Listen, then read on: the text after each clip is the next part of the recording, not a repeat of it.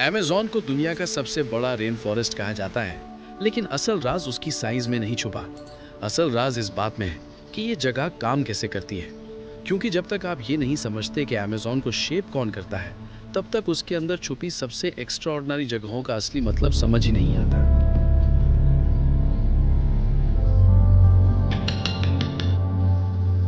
और यही बात अमेज़न को सिर्फ एक जंगल नहीं, बल्कि एक जिंदा सिस्टम बनाती है। एक ऐसा सिस्टम जो सांस लेता है, पानी बनाता है, मौसम चलाता है और अपने अंदर इतनी जिंदगी छुपाए बैठा है कि साइंस आज तक उसका पूरा हिसाब नहीं लगा सकी। सबसे हैरान कर देने वाली बात यह है कि अमेज़न की कहानी अमेज़न से शुरू भी नहीं होती। इसका एक अहम हिस्सा अफ्रीका के सहारा डेजर्ट से आता है।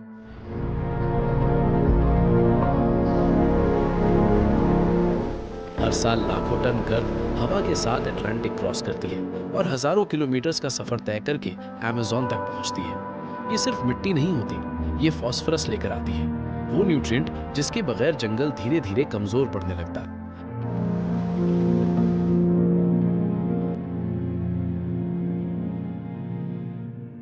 सोचिए, दुनिया का सबसे हरा भरा रेन फॉरेस्ट दुनिया के सबसे सूखे डेजर्ट से फीड होता है। डेजर्ट से रेन फॉरेस्ट तक का ये कनेक्शन इतना अजीब है कि अगर आप पहली दफा सुनो तो फिक्शन लगता है, लेकिन हकीकत में ये अर्थ के सबसे इंपॉर्टेंट नेचुरल लिंक्स में से एक है।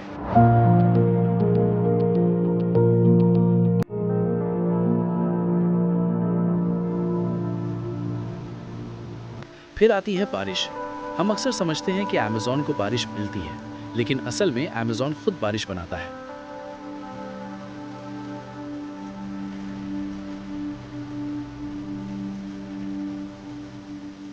इस जंगल के हर दरख्त से पानी हवा में उठता है। एक बड़ा ट्री रोज हजारों लीटर्स के करीब मॉइस्चर रिलीज कर सकता है। अब इसको बिलियंस ट्रीज से मल्टीप्लाई करो। नतीजा, आसमान में इनविजिबल पानी के रास्ते बनते हैं, जिनको साइंटिस्ट्स फ्लाइंग रिवर्स कहते हैं। ये हवा में बहने वाली मॉइस्चर की नदियां होती हैं और कुछ केसेस में इन फ्लाइंग रिवर्स में इतना पानी होता है कि वो जमीन पर बहने वाली कई नदियों से भी ज्यादा पावरफुल लगती हैं। यानी अमेज़न के पास सिर्फ एक रिवर सिस्टम नहीं, इसके दो सर्कुलेटरी सिस्टम्स हैं, एक जमीन पर और एक आसमान में। नीचे पानी बह रहा होता है, ऊपर भी पानी सफर कर रहा होता है। इसीलिए अमेज़न को देखकर लगता है कि ये जंगल नहीं, कोई जायंट लिविंग मशीन है। जब बारिश कम होती है, तब भी फॉरेस्ट अपने आप को सपोर्ट करता रहता है। ये पानी को मूव करता है, रिसाइकल करता है और अपनी जिंदगी को चलाए रखता है।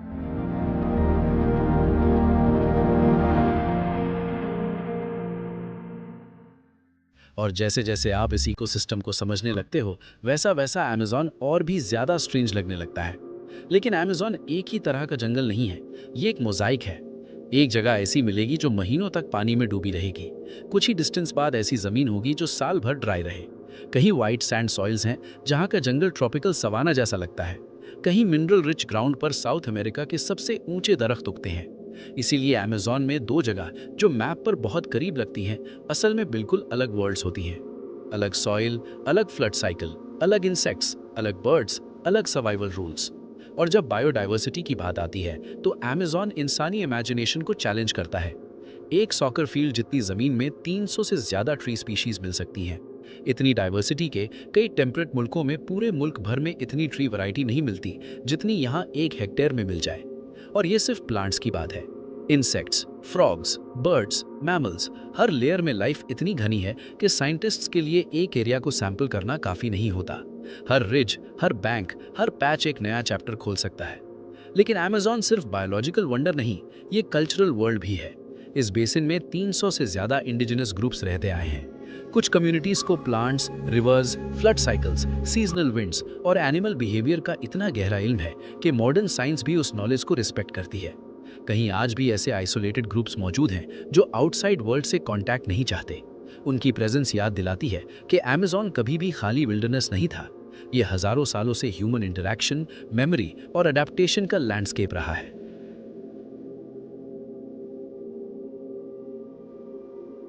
और फिर अमेज़न अपना एक और राज खोलता है, जमीन के नीचे। फॉरेस्ट फ्लोर के अंदर कुछ जगहों पर साइंटिस्ट्स को डार्क फर्टाइल सॉइल्स मिलती हैं, जिन्हें टेरा प्रेटा कहते हैं। ये नेचुरली फॉर्म नहीं हुई, ये प्री कोलंबियन सोसाइटीज की इंजीनियरिंग का रिजल्ट है। प्री कोलंबियन सोसाइटीज़ ने चाकोल, ऐश, फूड वेस्ट और ऑर्गेनिक मटेरियल मिलाकर ऐसी सॉइल बनाई जो आज भी अनयूजुअली फर्टाइल है। सोचिए, 2000 साल पुरानी इंसानी सोच आज भी जंगल को फीड कर रही है। यानी अमेज़न के अंदर सिर्फ नेचर नहीं, पुरानी सिविलाइजेशंस के फिंगरप्रिंट्स भी जिंदा हैं।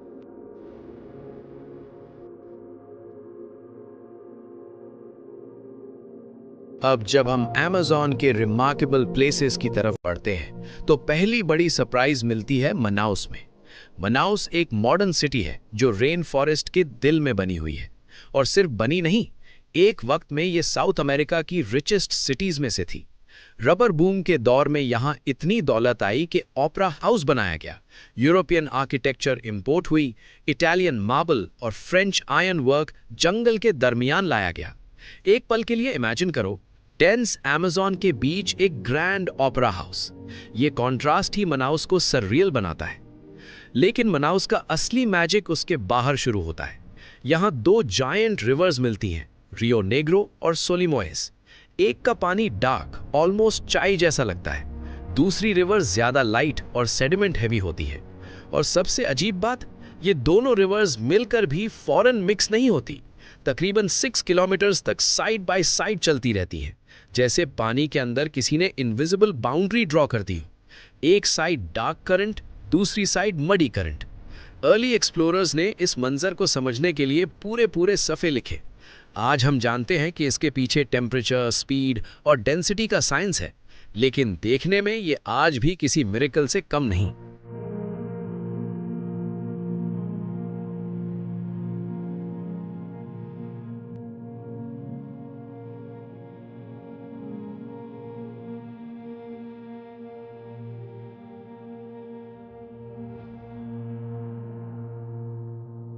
इसके बाद अमेज़न और भी ज्यादा लिक्विड मेज बन जाता है एना विल्हेनिस आर्किपेलागो में।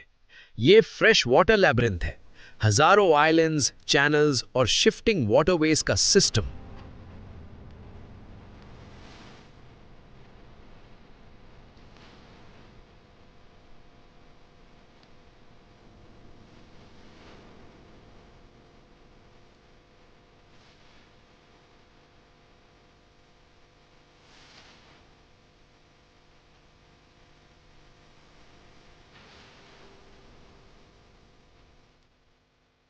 ड्राई सीजन में सैंड बार्स और लंबी आइलैंड्स नजर आती हैं। वेट सीजन में पानी उठता है और पूरा लैंडस्केप बदल जाता है। ट्रीज के नीचे से हिडन चैनल्स निकल आते हैं।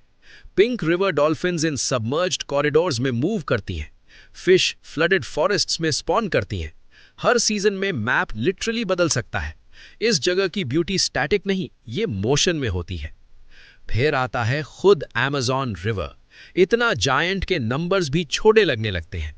पीक डिस्चार्ज के वक्त ये अटलांटिक में इतना पानी भेजता है कि हर मिनट में tens of thousands Olympic swimming pools fill की जा सकती हैं।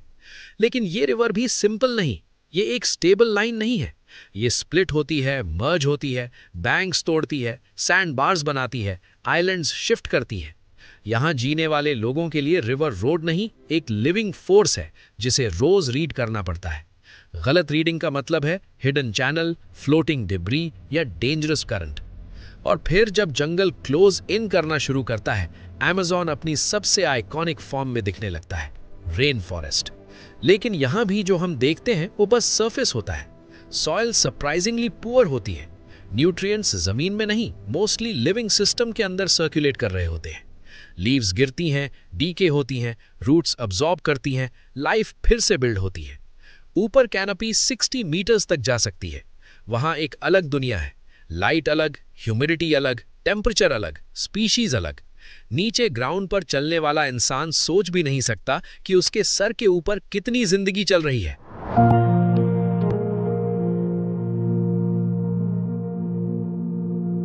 अमेज़न की सबसे अनएक्सपेक्टेड जगहों में से एक है ऑल्टर दो चाओ। जंगल के अंदर व्हाइट सैंड बीचेस और क्लियर टर्कवाइज वाटर। सुनने में अमेज़न जैसा लगता ही नहीं, लेकिन ड्राई सीजन में तापाजोस रिवर का लेवल गिरता है और हिडन सैंड बैंक्स एक्सपोज हो जाती है। वाटर में सेडिमेंट कम होता है, इसलिए पानी क्रिस्टल क्लियर लगता है। लेकिन ये पैराडाइज परमानेंट नहीं। वेट सीजन आता है और सब कुछ गायब। बीचेस डूब जाती हैं, फॉरेस्ट पानी में चला जाता है और फिश सबमर्ज्ड ट्रीज के दरमियान फ्रूट्स और सीड्स खाने लगती हैं। यहाँ जमीन और पानी का रिश्ता फिक्स नहीं, सीजनल है। लेकिन अगर वाइल्ड लाइफ इंटेंसिटी देखनी हो तो तंबोपाटा का जवाब मुश्किल है। यहाँ ऑक्सबो लेक्स है, डिफरेंट फॉरेस्ट टाइप्स है, क्ले रिच बैंक्स है और स्पीशीज कॉन्सेंट्रेशन इतनी हाई है कि शॉर्ट डिस्टेंसेस में पूरा इकोलॉजिकल शिफ्ट महसूस होता है।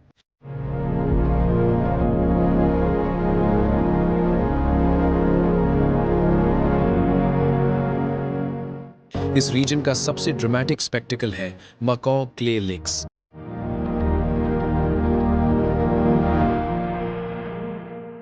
सुबह होते ही डजन्स, कभी hundreds of brightly coloured macaws एक एक्सपोज्ड क्ले वॉल पर उतरते हैं।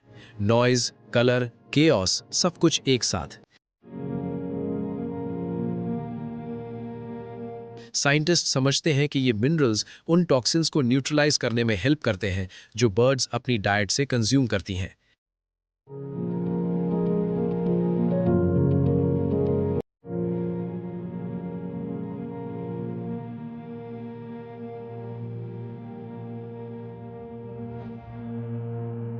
लेकिन इस सीन का ड्रामा सिर्फ फीडिंग में नहीं, रैप्टर्स आसपास सर्कल करते हैं।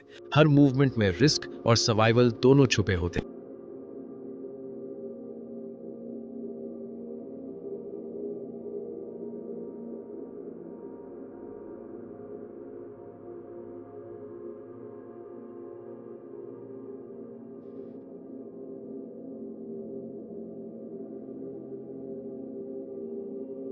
कानियो क्रिस्टालिस को रिवर ऑफ 5 कलर्स कहा जाता है। Red, yellow, green, blue, purple.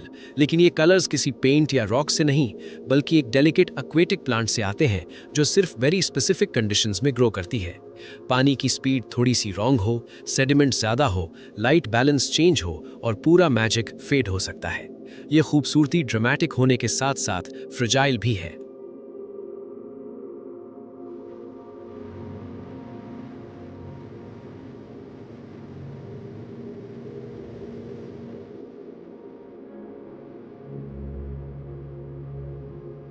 और फिर कानेमा नेशनल पार्क में टेपुईज राइज करते हैं, जायंट सैंडस्टोन टेबल माउंटेन्स, जैसे किसी ने जमीन के टुकड़े आसमान की तरफ उठा दिए हों। ये इतने पुराने हैं कि साइंटिस्ट्स इन्हें आइलैंड्स इन टाइम कहते हैं। इनकी आइसोलेटेड हाइट्स पर ऐसी स्पीशीज मिलती हैं जो कहीं और नहीं मिलती। यहीं से एंजल फॉल्स गिरता है, दुनिया का टॉलेस्ट अनइंटरप्टेड वाटरफॉल। इतनी ऊंचाई से पानी गिरता है कि नीचे पहुंचने से पहले ही मिस्ट में टूटने लगता है। ये सिर्फ एक वाटरफॉल नहीं लगता, बल्कि क्लाउड के अंदर से गिरती हुई कोई वाइट थ्रेड लगती है। और शायद यही अमेज़न का सबसे बड़ा राज है। दूर से देखने पर ये एक सिंगल रेन फॉरेस्ट लगता है, लेकिन करीब जाओ तो पता चलता है कि ये एक दुनिया नहीं, हजारों वर्ल्ड्स का सिस्टम है। डेजर्ट से आने वाली डस्ट, आसमान में बहने वाली रिवर्स, जमीन के नीचे ancient human made soils, months तक डूबने वाले फॉरेस्ट्स, वाइल्ड लाइफ के इम्पॉसिबल गैदरिंग्स और ऐसे लैंडस्केप्स जो एक कॉन्टिनेंट के अंदर दूसरे कॉन्टिनेंट जैसे लगते हैं। अमेज़न का रियल वंडर उसकी साइज नहीं, उसका रियल वंडर उसकी कॉम्प्लेक्सिटी है। ये जगह सिर्फ एग्जिस्ट नहीं करती, ये कॉन्स्टेंटली मूव, ट्रांसफॉर्म और इवॉल्व करती रहती है। और जितना ज़्यादा इंसान इसे समझने की कोशिश करता है, उतना ही ज़्यादा अमेज़न अपने अंदर नए राज खोलता चला जाता है।